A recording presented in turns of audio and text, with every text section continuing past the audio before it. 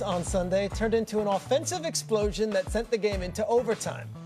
Jordan Love and Anderson, but the teams traded short field goals in OT to end in a 40-40 tie. Yesterday, Jerry Jones told us how he's feeling about his team after the game. Quarterback has competed not just in this game, but the other 3 games as well. All right, Jerry seems thrilled. Doggy, your thoughts? Well, listen, it's a 40-40 tie. Green Bay was a huge favorite in the game. They played pretty well. Packers were lucky to get the tie. They had to kick the field goal at the end of the game. They did have a 13-0 lead. The Cowboys came back. The Packers special teams have been historically lousy. That's LaFleur's fault. They do a terrible job on special teams. They lost the playoff game in San Francisco because of special teams. But this Micah Parsons thing, you know me, I've been on this. This is such a waste of time. And I don't like to get on NBCs. They're good. They're good to us. But they made this out to be that Tom Brady was going back to New England after 6 Super Bowls. He had just left. They won 1 playoff game. He had 1 sack in his career in postseason play for the freaking Cowboys. They never won anything. And their defense didn't play great. And on and on and on. And you watched it last week with the Ryder Cup or their promotions. Micah back in Dallas. Who cares? Nobody cares. I want to watch the game for what it is. I didn't watch the game because of Micah Parsons. He's not a quarterback. And the other thing is, they made a big deal about this play on the sack. 56 was going to make the tackle. They went on and on about how Micah saved the game. No, he didn't. 56, whatever his name is, the linebacker. What are you, the football guy? What's his name?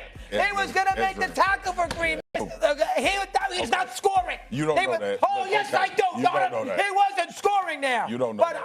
on and on and on about Micah Parsons. Enough. I'm sick of it. I can't realize take it is He's great. I get it. But he's not a quarterback. He left 2 weeks ago, man. Marcus. Yeah. Come on. Yeah. They went crazy. I don't know how you feel about it. Don't look at me that way. But it drove me crazy. This is their whole promotional theme. Micah Parsons back with Dallas. Nobody cared. The sports fan didn't care. How long you been covering football? Well, covering it as a fan. You want me to go as a fan? How long you been covering football? Oh, following it. How's that? You know that. You know this was important. You acknowledged To it who? last week. You. It Micah, was important because to you. Micah Parsons is back Look, in Dallas? The game happened Sunday. Today is Wednesday, and you look how emotional you are about it. Well, I haven't had a chance to scream about it, so now I get. You got Patrick Cantley ready to go, and you see the Nobody listens. You know that better than anybody now on Mad Dog Radio. So now I get a chance to say something. I get some viewers. Actually, they do listen. Ratings are up over 25%. Let's go. Just so you know. phenomenal. So let's get that out the way first. That's number one. Number two, let me say this. Let me say this. I get where Doggy's coming from in all seriousness. Here's the part that I want to bring up. You know, I don't like that Jerry did that. I was about go ahead because I hope I don't like that. There's a story beyond the football field. It's like we know that Micah Parsons is big time. No, he's not Lawrence Taylor, and I get that part. And no, they didn't win playoff games with them there. They just won 1 playoff game. I got that. I understand that. But what I'm saying is we know the brother big time. And what you're trying to do is what you're prioritizing. If you're Jerry, you're prioritizing. I made the right decision by not signing him. That's what you're focused on. You're focused on making sure you win the narrative. That's what you're focused on. And I'm like, really? That's what you're going to do? All the brother, because again, then it brings us back to what was the issue in the first place? You did offer him $41 million. You offered him $41 million. It was a lot of value there. So why are you talking about him like he's damn near trash? Now, I know he ain't say that, oh, Micah Parsons is a great player, but we also saw some vulnerabilities. We know because that's why we let him go. And all. Come on, man. You don't have to do that. You better than that, Jerry. You're better than that. You know, I love you, buddy, but you're better than that, okay? You don't have to do that. Micah Parsons is big time. He's an elite player in the game. You turned on him because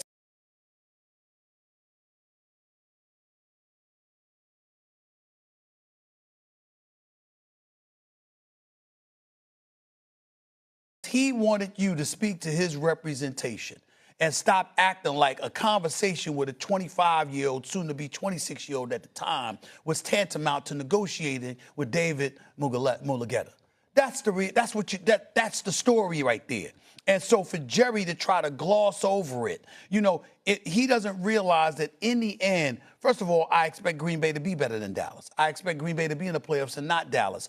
But most importantly, when that happens and when we're revisiting this conversation, so assuming Micah plays the way he's capable of playing, It's not about the fact that he departed from Dallas. We're going to remember the why.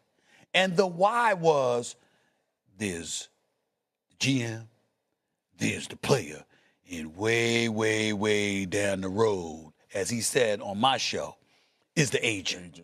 Come on, man. That's what this is about. And that's what we have to remember. Mad Dog, you have a bunch of conversations about football scenarios all year. You know this, Peter. And you start talking about, like, what do these moves, like this move is symbolic of Jerry's personal vendetta. And I think people try to construct it around football. One, I feel like the statement was conceding that you thought y'all were going to lose. For you to be that damn happy about a tie, you conceding to everybody else that I thought we wasn't going to win this game. And it was going to be an embarrassing night for the Dallas Cowboys. I have a major problem with that. Now, I don't know contextually if the players are going to read it that way, but I have never walked off of any field of competition thinking that a tie felt good. That's number one. When he makes this statement about the quarterback was indispensable, which one ain't? That's playing at a high level for you. Like that's not you're not telling us anything about the Dak Prescott situation in isolation to Micah Parsons being gone from your football team. Actually is. No, Stephen A., my point is this. You did the same thing with Dak last year and the year previous to that. No, but your personal vendetta. I agree with that. What I'm saying is that the reason he's bringing that up is because he ultimately reached an agreement with Dak. Yeah. And he wants everybody to know. See, I kept this dude. But I do pay. I do pay. It's a quarterback. It's indispensable. I agree. When you have one. You got quarterbacks making $250 million right now that ain't playing near as good as Dak Prescott. Dak Prescott in 3 seasons won 12 games with the Cowboys. The ones where he was available and one playoff game. Injury. And one playoff game. Right. All right. So at what are you going to upgrade the position? No, let me get back to the topic of Micah Parsons. Jerry Jones got so locked in on the personal thing that went on between him and Micah Parsons that he thinks a tie game makes up for the decision he made to trade him. Stephen A., I'm not talking about the agent and not meeting with him. We in football season. Your defense has given up 40 points a game, and you conceded in a tie with the Green Bay Packers, and you want to tell Mad Dog Christopher Russo, Stephen A. Smith, and Peter Schrager that you feel good about the trade because you tied with the team of the dudes you traded. In the same breath, his defense with the almighty Micah Parsons, Green Bay's defense gave up 40. But, Trades, we watched Green Bay lose to Cleveland last week. Didn't we? Yes. Everybody remember that. This is football. Jerry made this about Micah Parsons' trade and how it looks in a tie that you feel like, what did we win? Is the question that players ask. Yeah. Did we win the game? No. But in his statement, he tried to suffice for that because Micah Parsons didn't perform off the charts, and they tied the team that they traded him to. He's almost more happy that they tied and he didn't play great. That's my point. If he would have played great and they won. And they won. Man, come on, man. My point, though, is the Micah Parsons impact. Everybody seems to think that this is a huge development that he was going back to Dallas. I am telling you, the average sports fan, 4 weeks into the season, it's about the court. They don't care anymore. All right? I don't care that Micah Parsons went back to Dallas. NBC, on and on and on. Enough. Right? And not only that, as you just said, his defense stunk in a game, and he never was good in Dallas in big spots.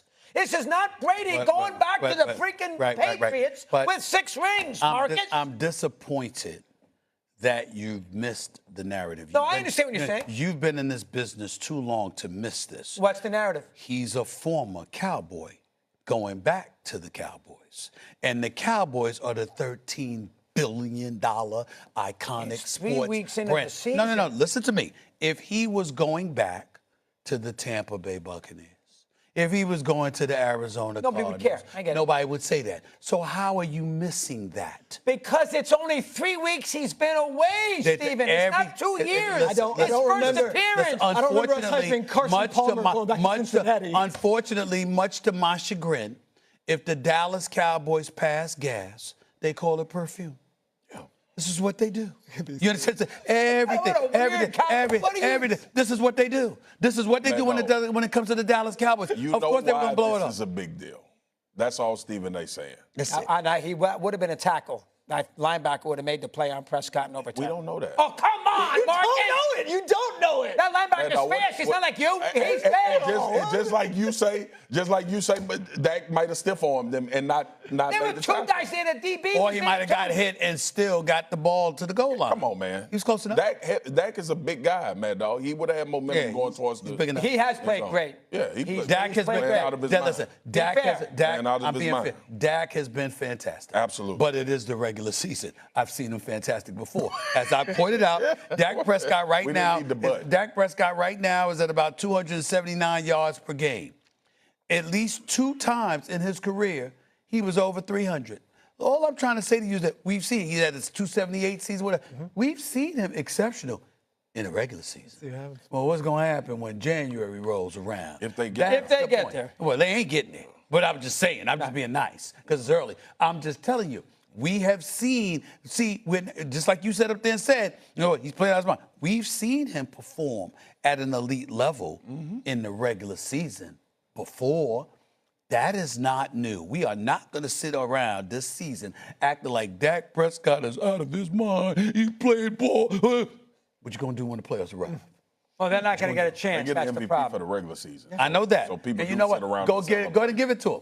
Go ahead and give it to him. Go ahead and give it to him. You got the regular season. With me. All you got is what's going on right now. He's playing as well as anybody. No, but y'all ain't gonna. What you're not gonna do, not on first take. I don't know about anywhere else, but not on first take. What you're not gonna do is talk about him and act like those regular season wins are tantamount to what really, really counts. That has been the criticism against him, and we still wait. Oh, the brother's the 29 games over 500 as a starter. You can't get to that point if he's not playing well. I feel you, but you know what? It's like you're gonna say, Marcus Spears gonna be here going like this, brother playing out of his mind, and I'm gonna go like this. Just You're absolutely right. Just wait. You understand? Say it ain't here yet. We'll see. You'll like this one. That's what I'm gonna do. Let's wait. Be patient. Be patient. I've told the Cowboy fans, be patient. Just wait for it. It's coming. Is Dak Staubach or Danny White? Danny White. Okay, let's go. Nobody's Roger Staubach. We heard from Robert Saleh for the